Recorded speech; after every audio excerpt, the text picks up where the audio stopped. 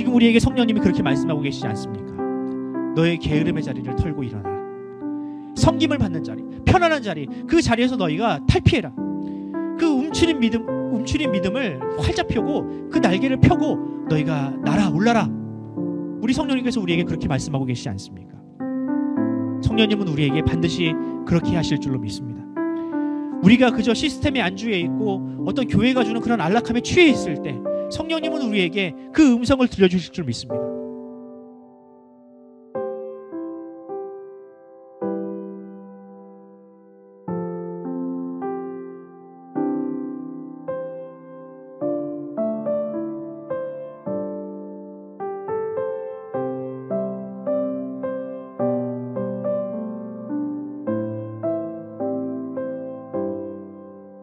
에릭 프롬이라는 사회심리학자가 있습니다. 여러분들도 아마 이름을 한 번쯤 들어보셨을 텐데 사랑의 기술이라는 책을 쓴 유명한 사람입니다.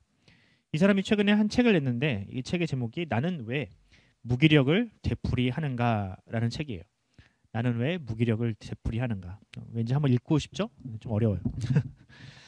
이 책에서 에릭 프롬은 현대인들이 열심히 산다, 정말 열심히 살기는 하는데 그런 삶에 질문을 하진 않는다라는 이 제안을 합니다. 이야기를 해요. 이게 무슨 말인가 하니까 자신이 진짜로 원하는 것을 위해서 자신이 살고 있는 것인지 아니면 내가 원하는 삶이 정말로 무엇인지에 대해서 고민하지 않는다라는 거예요. 또 혹은 고민할 시간조차도 없다라고 이야기를 합니다. 그냥 세상이 원하는 모습이 내가 원하는 모습이겠거니라고 그 정도 타협을 하고 그렇게 생각을 하고 살아간다는 겁니다. 그래서 사람들이 인정하고 원하는 대학, 부모님이 원하는 대학, 사람들이 인정하는 이 직장에 다니면서 아 이것이 나의 행복이다라고 그렇게 타협하고 생각하고 살아간다라는 것이죠. 하지만 그것이 진짜로 내가 원하는 것이 아니기 때문에 사람은 쉽게 지치거나 무기력해지거나 또 혹은 탈진에 빠질 수밖에 없다라고 이야기를 합니다. 저는 이 에릭 프롬의 의견에 이야기에 전적으로 동감하는 편입니다. 문명이 발전하고 이 도시 시스템이라는 것이 고도화되면 될수록 한 개인의 가치는 점차 소외당할 수밖에 없습니다. 개인은 한 개인으로서가 아니라 그냥 사회 구성원, 시스템의 일부, 그냥 마치 톱니바퀴와 같은 나사 조각 하나와 같은 그런 가치로 전락하게 된다라는 거예요. 그러니 자연스럽게 이 무력한 자신을 큰 시스템에 맡기고 또 혹은 그것에 적응하면서 살아갈 수밖에 없다라는 거죠. 이런 문제의식은 과거 산업혁명 이후로 시대 이후로 계속 꾸준히 제기되어 왔습니다. 그 당시 산업혁명 시대에 굉장히 유명한 영화배우이자 또 코미디언이었던 여러분들 잘 아는 찰리 채플린이라는 사람이 이런 영화를 찍었어요. 모던 타임즈라는 영화를 찍었습니다. 여러분들도 아마 이제 한번 본 적이 있을 텐데 이 영화가 우리에게 주는 의미가 뭐냐.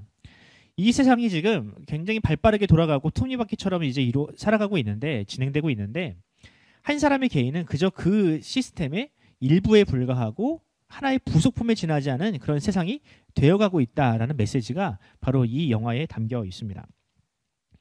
그럼 이 문제가 비단 세상에만 일어나는 문제일까? 아닙니다. 교회도 똑같은 시스템과 문제를 가지고 있습니다. 교회도 어떤 도시처럼 굉장히 큰 양적인 부흥, 양적인 어떤 그 성장에 굉장히 치중하던 시대가 많았죠. 고도로 발전한 세상의 시스템을 그대로 가져왔습니다. 그래서 세상이 그런 방식으로 성공을 하고 또 문명을 일구 왔으니 교회도 한번 그 시스템을 적용해보자 해가지고 그런 시스템들을 가지고 교회에 도입을 했어요. 예를 들면 이런 거죠. 상명하복의 지휘체계 또 혹은 숫자로 수치화된 성과주의는 이 이윤을 극대화하는 가장 효과적인 방법인데 이것을 바로 교회가 가져왔다는 겁니다. 이런 시스템에 사람들은 굉장히 익숙하기 때문에 이것이 교회에 들어와도 별다른 거부감을 느끼지 못했어요. 어쩌면 당연히 그래야 한다라고 생각을 했던 겁니다. 어떤 목회자라든지 어떤 리더들에게 책임을 이양하고 그들이 그 책임을 다하지 못하거나 혹은 성과를 내지 못하면 갈아치우고 마치 성도들은 그저 예배에 와서 주주총회에 참석한 주주들 마냥 그렇게 팔짱을 끼고 그냥 방관을 하고 그냥 관람을 하면서 신앙생활을 하는 것이 너무나도 당연하게 생각을 했다는 거예요. 그저 사람만 많으면 되는 거죠. 사람만 많이 모아놓으면 그 사람이 어떤 이야기를 하든 설교 시간에 무슨 이야기를 하든 모든 것이 다 용인되던 시대가 있었다는 겁니다. 오늘 우리가 묵상한 이 본문은 과연 교회가 그런 방향으로 가도 좋은 것인지 과연 괜찮은 것인지에 대해서 의문을 제기합니다. 교회란 과연 무엇인가? 교회는 세상과 과연 어떤 차별성을 가지고 있어야 하는가에 대한 이야기가 오늘 본문에 담겨 있습니다. 그래서 오늘 본문을 통해서 한번 우리의 신앙을 한번 점검해보고 과연 우리가 꿈꾸는 교회, 우리가 몸담고 있는 교회는 어떤 방향으로 가야 하면 좋을지 우리가 한번 고민해보는 시간을 가져보도록 하겠습니다. 우리에게 익숙한 한 왕이 있습니다. 함무라비라는 왕입니다. 함무라비 왕. 여러분들도 아마 역사 시간에 배웠을 텐데 이 사람이 굉장히 유명한 책을 하나 냈잖아요. 바로 함무라비 법전이라는 책입니다. 그 당시 바벨론이라는 시대에 적용됐던 법인데 이 법의 가장 큰 모티브는 이겁니다. 눈에는 눈, 이에는 이. 동해보복법이라는 법인데 이것을 국가에 적용을 했고 최초로 적용을 했고 또 그것을 문서의 형태로 남긴 왕이 바로 함무라비라는 왕입니다. 그러면 이 바벨론 이전의 시대에는 법이 과연 없었을까? 아니요. 법은 어느 시대에나 있었습니다. 사람이 있는 곳이라면 언제나 법이 있었어요. 심지어는 사람이 타락하기 이전에도 법이 있었어요. 하나님께서 아담과 하와를 창조하시고 그들을 에덴에 두셨죠. 그리고 그들에게 롤을 맡기셨어요. 하나의 역할을 맡기셨어요. 동산지기, 동산을 관리하는 역할. 그런데 그들이 해야 할 것은 딱 한 가지였습니다. 뭐냐? 바로 동산 중앙에 있는 선악을 알게 하는 나무는 절대로 먹어서는 안 됐습니다. 이것도 법이죠, 여러분들. 그리고 또 어떤 법이 나옵니까? 사람이 이제 범죄한 이후에 가인이 아벨을 쳐 죽였잖아요. 가인이 나도 그렇게 죽임을 당할까 봐 두려워하고 있는데 하나님께서 그 가인에게 어떤 법을 주십니까? 세상에 가인을 죽이는 자는 앞으로 7배나 그 벌을 더할 것이다. 이것도 역시 마찬가지로 하나님께서 남기신 또 다른 법입니다. 이처럼 세상이 고도화되면 될수록 또 혹은 사람들이 많아지면 많아질수록 법은 점차 촘촘해지고 훨씬 더 많이 늘어나게 되었습니다. 왜냐하면 변수가 많아지거든요. 사람이 다 똑같아 보여도 사람마다 다 경우가 다르고 만나는 사람마다 시너지가 다르기 때문에 그 사람들을 통해서 정말 다양한 범죄와 또 다양한 사건들이 일어나게 된다고요. 그러니까 점차 사람이 많아지고 도시에 사람이 많이 모이면 모일수록 더 촘촘한 법, 더 사람들의 어떤 경우의 수를 예측할 수 있는 법들을 만들어내야 그 사회가 안전할 수 있다는 겁니다. 함무라비는 바로 최초로 이런 시도를 했던 사람이라는 거예요. 그는 법으로 사람들의 죄성을 다스렸으며 사람들이 많이 모여도 안전할 수 있는 도시라는 시스템을 그는 만들게 되었습니다. 여러분, 이처럼 법, 시스템은 도시를 만듭니다. 법이 있으므로 사람은 더 큰 죄를 저지르지 않을 수 있고요. 법이 있으므로 사람은 범죄로부터 안심하고 살아갈 수 있게 됩니다. 법이 있으므로 사람들은 더 많은 사람들이 도시에 수용이 가능하게지고요. 법이 있으므로 도시는 더 큰 일을 할 수가 있습니다. 더 큰 일을 할 수가 있다고요. 왜? 돈이 많으니까. 바벨론이 이 법을 통해서 큰 도시를 이룬 이후에 그들이 한 사업이 있습니다. 뭐였습니까? 바로 높은 탑을 쌓는 일이었어요. 높은 탑. 왜냐하면 그들이 집단적인 트라우마를 갖고 있기 때문에 그래요. 대홍수라는 사건을 전 인류가 겪었는데 이 트라우마가 아직 남아있는 겁니다. 그래서 높은 탑을 쌓아서 혹시라도 있을 하나님의 또 다른 심판에 그들은 대비한 겁니다. 그것으로 말미암아 자신을 구원하려고 한 거죠. 하나님은 이 바벨론의 시도를 지켜보고 계셨습니다. 하나님은 딱히 이것을 뭐 선하다 악하다라고 이야기하진 않지만 이 그들의 시도를 무산시키는 것을 보면 분명히 하나님의 뜻과는 무언가 어긋나는 것이 있는 것 같아요. 무엇이 하나님께서 그렇게 도시를 형성하고 사람들이 모여 사는 것이 마음에 안 들으셨을까? 여러분들이 도시에 살면서 느끼는 바로 그거예요. 여러분들도 다 도시에 살고 있잖아요. 뭐 하남시, 뭐 서울시, 뭐 저는 남양주시 다 도시에 살고 있습니다. 그런데 여러분, 이렇게 큰 도시에 사는 것이 과연 무조건 사람에게 좋은 것일까? 도시에 살면 편하죠. 뭐 병원도 가깝고 마트도 가깝고 굉장히 편합니다. 인터넷도 빠르고. 하지만 도시에 살다 보면 잃어버리는 것들이 굉장히 많아요. 한번 볼까요? 어떤 것들을 잃어버리는지. 첫 번째, 도시가 커지면 사람들이 개성을 잃어버리게 됩니다. 개성. 대부분 사람들이 도시에 살면서 유행을 쫓아갑니다. 같은 것을 입고 같은 머리 모양을 하고 같은 말투를 써요. 점차 사람의 개성이 사라지게 됩니다. 두 번째, 사람은 도시에 살면 그 가치가 줄어들게 돼요. 우리는 도시에 살면서 정말 수많은 사건들을 경험하지 않습니까? 많은 사람들이 죽어나가요. 많은 사람들이 교통사고로 죽고 또 혹은 깔려 죽어요. 하지만 그것이 당장 내 주변에 일어난 일이고 불과 몇 킬로 밖에서 일어난 일임에도 불구하고 그것에 대해서 무감각해집니다. 왜? 사람의 가치가 그만큼 줄어드니까. 또 도시가 커지면 커질수록 이웃과의 관계가 단절됩니다. 아이러니죠. 사람들이 굉장히 많이 모여서 사는데 내 주변에 누가 사는지 몰라. 내 아랫집에, 내 윗집에, 내 옆집에 누가 사는지 모르게 됩니다. 왜? 너무 많다 보니까. 익명성이 묻히게 되는 거죠. 또 마지막으로 도시가 커지면서 하나님의 은혜가 더 이상 필요 없는 시가 되어버립니다. 다 있잖아요. 내가 원하면 다 가질 수 있잖아요. 우리 집에서 우리가 원하는 것들을 다 받아서 우리가 뭐 요리해 먹고 뭐 밥해 먹고 다 할 수 있잖아요. 이런 시대가 가능한데 하나님의 은혜가 무엇이 필요하겠습니까? 하나님께 무엇을 구할 것이 있겠습니까? 거기에 하나님의 은혜의 원리가 작동될 여지가 과연 있겠습니까? 하나님은 법의 필요성을 분명히 인정하셨어요. 왜? 하나님이 또 법을 만드셨으니까. 하나님이 율법을 만드셨잖아요. 하지만 사람들이 그렇게 한 곳에 모여 살면서 하나님을 떠나는 것, 또 스스로를 자신을 구원하려 하는 이 헛된 시도를 하는 것을 하나님께서는 원치 않으셨습니다. 그래서 하나님은 그들에게 다른 언어를 주심으로 그들이 각자 흩어져서 살게 만드셨습니다. 왜 하나님은 하필 언어를 하셨을까? 뭐 그들에게 다른 방식으로 흩어지게 하는 방법이 분명히 있을 텐데 왜 그들에게 다른 언어를 주셨을까? 왜 다른 언어를 주셔서 그것이 그 도시가 재기능을 하지 못하도록 만드셨을까? 저는 그렇게 생각을 합니다. 도시에 파묻혀 살면서 똑같은 말을 하고 똑같은 생각을 하고 똑같은 행동을 하는 그 도시에 파묻혀 살면서 언어를 다르게 한다는 것은 굉장히 큰 의미라는 거예요. 굉장히 큰 개성을 가지게 된다는 뜻입니다. 한 도시에 파묻혀서 개성을 잃어버려 가고 있는 그들에게 개성을 주시고 고립되어 가는 것을 막으셨다는 거예요. 왜냐하면 그것은 하나님의 창조 목적이 아니기 때문에 그래요. 우리가 생각하는 것보다 하나님은 훨씬 더 다양성을 추구하시는 분입니다. 왜냐하면 하나님도 그렇게 다양하신 분이기 때문에 그래요. 하나님이 다양한 분이다. 무슨 뜻이냐? 우리는 하나님을 한 분이라고 믿잖아요. 맞습니다. 하나님은 한 분이시지만 우리가 또한 믿어야 될 것이 무엇이냐면 하나님께서 삼 위로 계시는 분이라는 사실을 우리가 잊어서는 안 돼요. 하나님은 삼 위로 계십니다. 성부, 성자, 성령 하나님으로 계시죠. 이 하나님은 모두가 다 다른 개성을 가지신 분이에요. 하지만 그분께서 영원한 사랑 안에서 하나가 되셨죠. 이것이 바로 우리가 믿는 삼위 하나님입니다.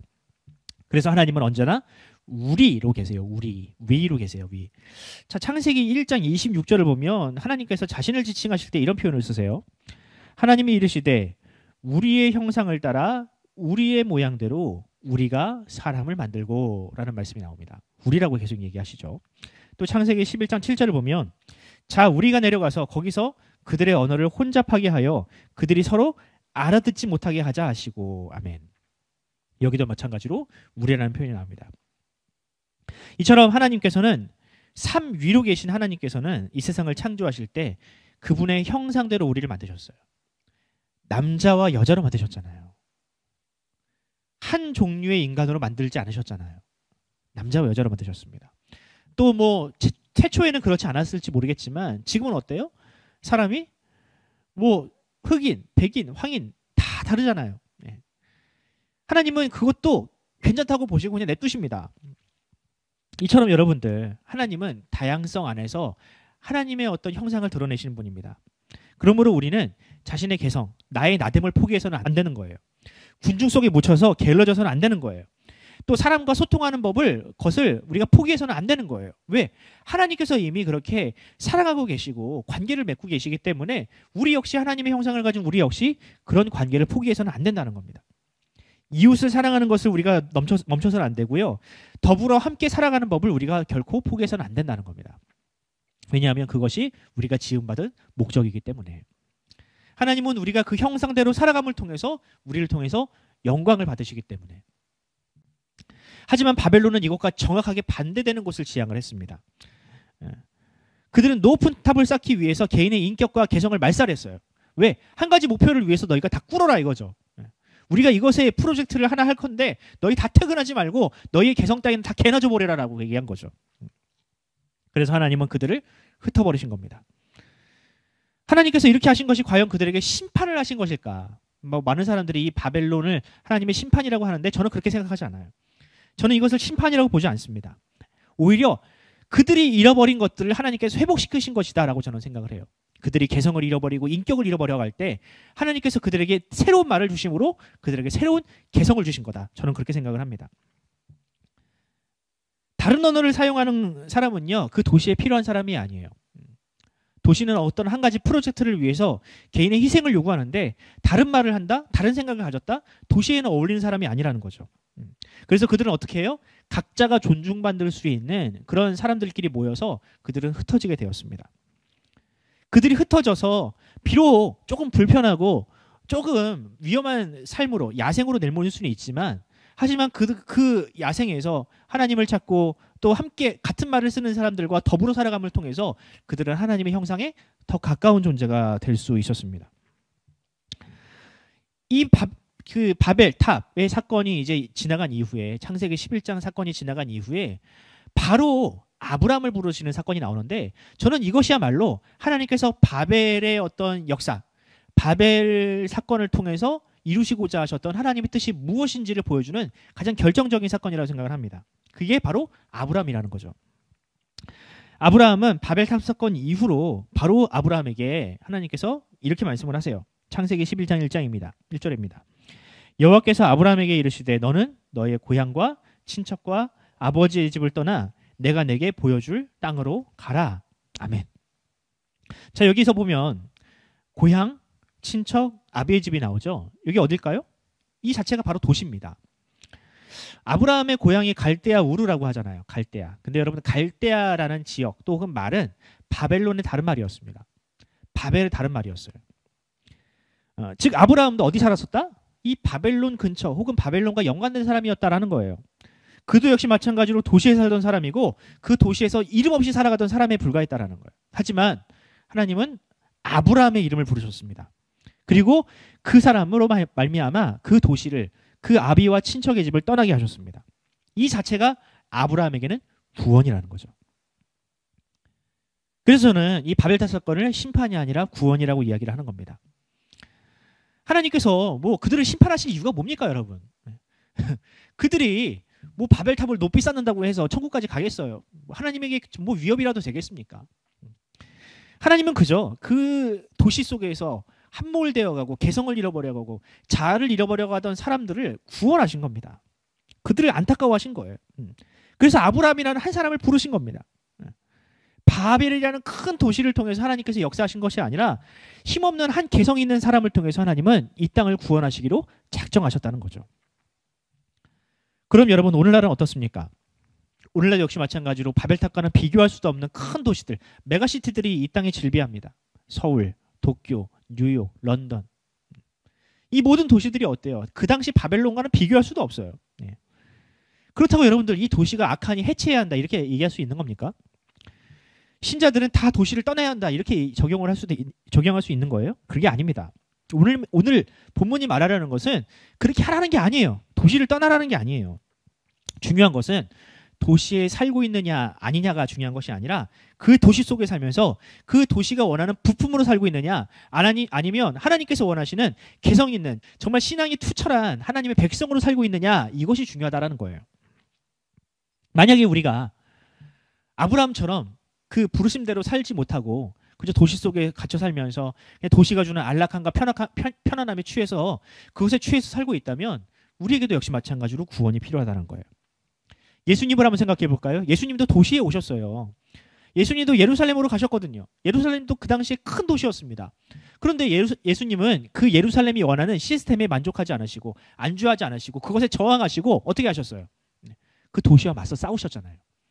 그 도시가 원하는 패러다임, 그 도시를 지배하고 있는 사람들, 지배하고 있는 그 권력자들의 어떤 요구에 예수님은 응하지 않으셨거든요. 항상 가난한 자를 찾아다니시고 그 도시가 원하는 시스템을 붕괴하는 방식으로 예수님은 싸우셨습니다. 결국 어떻게 됐습니까? 그 도시가 가한 린치, 십자가에 달려 죽으지 않으셨습니까?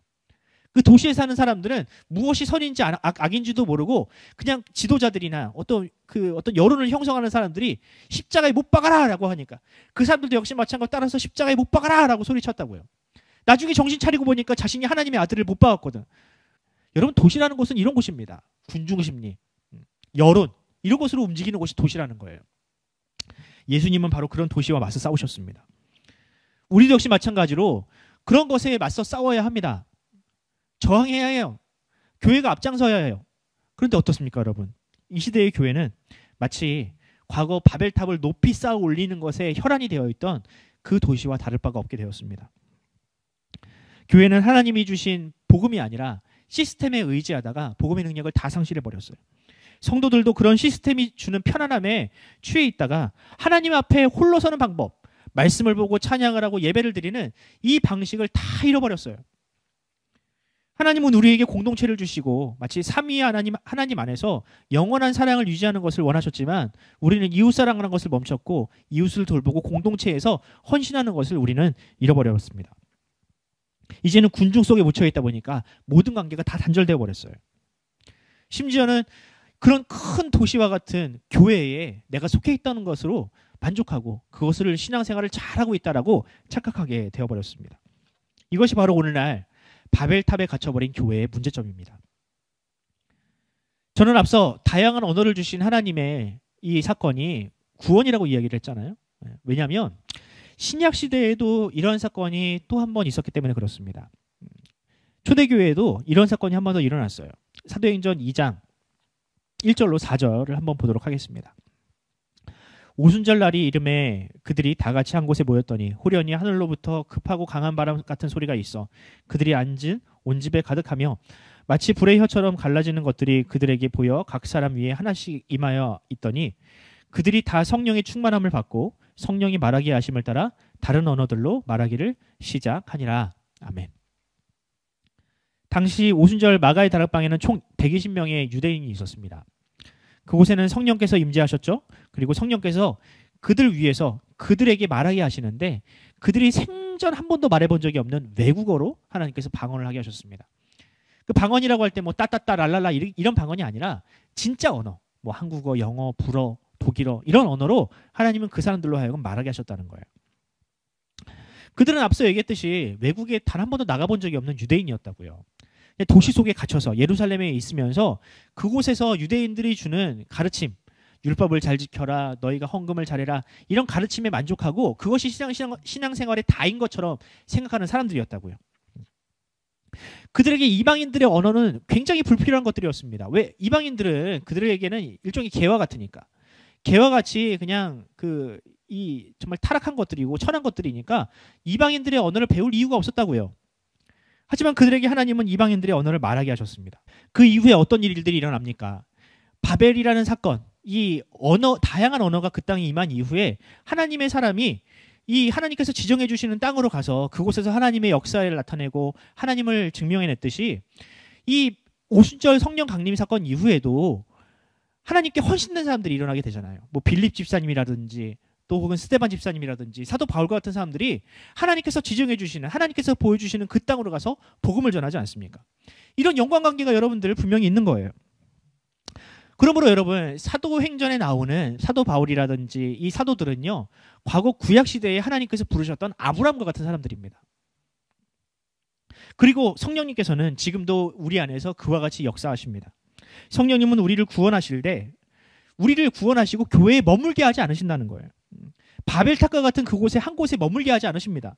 하나님은 각 사람에게 다른 은사를 주시고 다른 생각을 주시고 다른 영역에 살게 하시면서 그곳에서 또한 하나님의 역사를 이루어 가신다는 겁니다.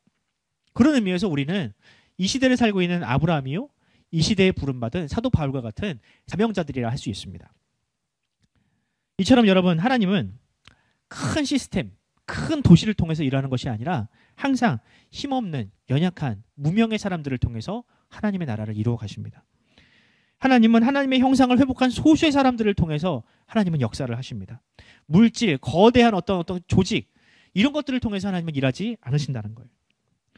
성령님은 군중 속에 묻혀서 고립되어 있는 한 개인이 아니라 삼위 하나님처럼 이웃을 사랑하는 소수의 공동체를 통해서 하나님은 뜻을 이루어 가십니다.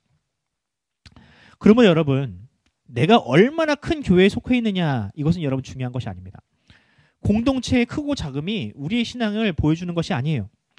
크다고 나쁜 것이 아니고요. 작다고 그것이 나쁜 것이 아니에요.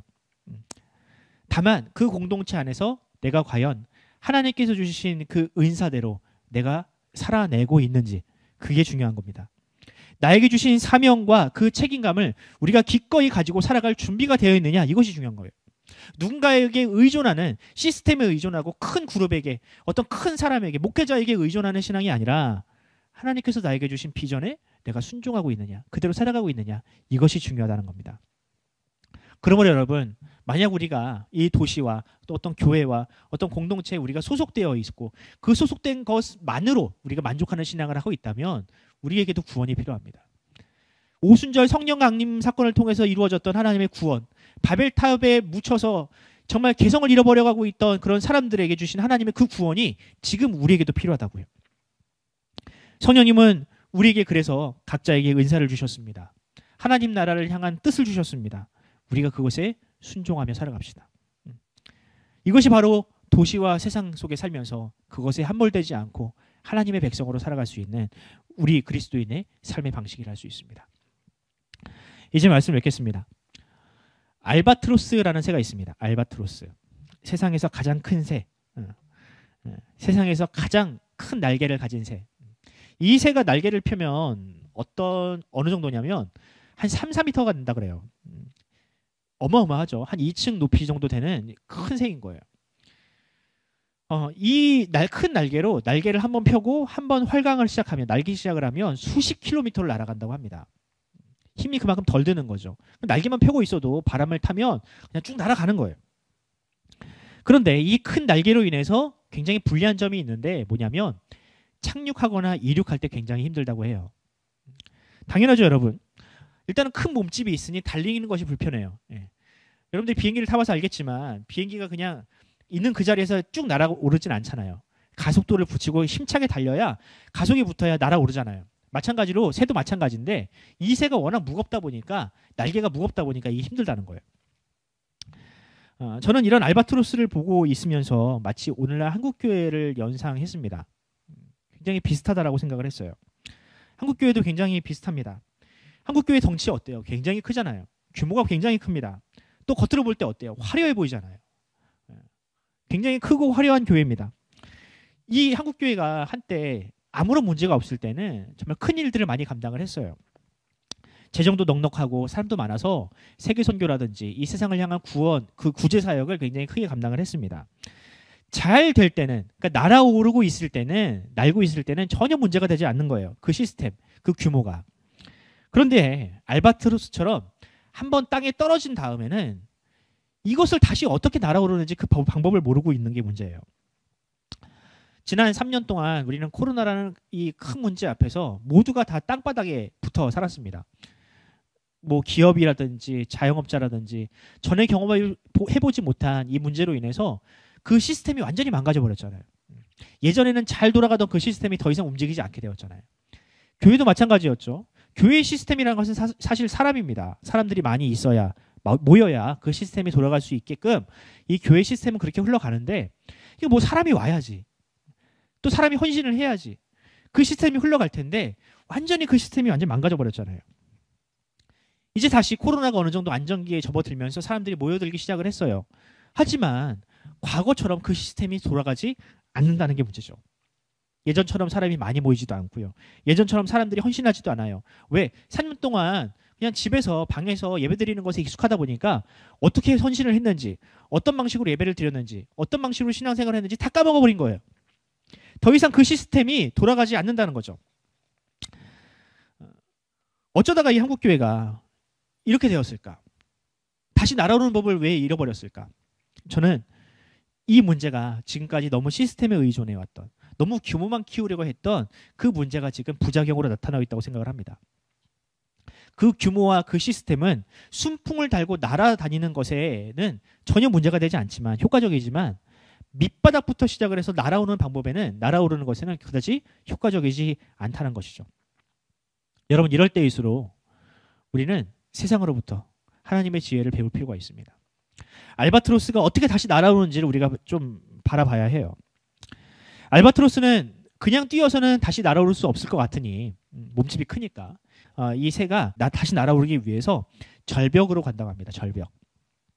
그리고 자신을 절벽 밑으로 몸을 던진대요. 그리고 날개를 크게 펴온대요. 그러면 다시 날아올 수 있었대요. 그러니까 날개를 펴고 절벽 밑으로 뛰어내리면 자유낙하라는 그 가속도가 붙잖아요. 9.8이라는. 네. 이 가속도로 말미암아 그 몸이 하늘 높이 날아온다는 거죠. 날개를 펴면. 달리지 않아도 자신을 절벽 위로 뛰어내리면 날아오를 수 있었다는 것을 이 알바트로스가 깨닫고 그렇게 날아오른다고 합니다. 한국교회도 지금 이런 지혜가 필요합니다. 때로는 너무 시스템에 익숙해 있던 우리가 이런 신앙을 탈피하기 위해서는요, 조금은 그 비이성적인 방식을 우리가 택할 필요가 있다는 거예요. 마치 절벽 위로 자신을 뛰어내리는 것처럼 그렇게 우리를 무언가에 투신하는, 그렇게 헌신하는 그런 노력이 우리에게 필요하다라는 겁니다. 그냥 예전에 했던 것처럼 목회자에게 의지하고 교회가 하라는 대로 하고 그런 방식으로는 우리의 신앙을 다시 회복하기 어렵다는 거예요.